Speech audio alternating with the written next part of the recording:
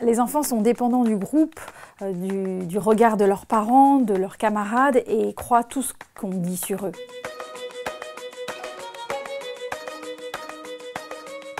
Le rôle du parent, ça va être d'aider l'enfant à faire le tri dans ses pensées, c'est-à-dire savoir ce qui vient de lui et ce qui vient des autres. Par exemple, quand l'enfant vous dit « je suis nul », on va essayer de lui demander « mais à quel moment quelqu'un t'a dit que tu étais nul ?» Essaye de te souvenir. Parfois, l'enfant ne se souvient pas du premier coup, mais progressivement, en tirant le fil, on va s'apercevoir que c'est un copain qui s'est moqué de lui sur un dessin, ou un frère, une sœur. Et avec ça, on va l'aider à lui poser la question « mais alors c'est vraiment toi qui penses que tu es nul ou c'est l'autre qui te l'a dit ?»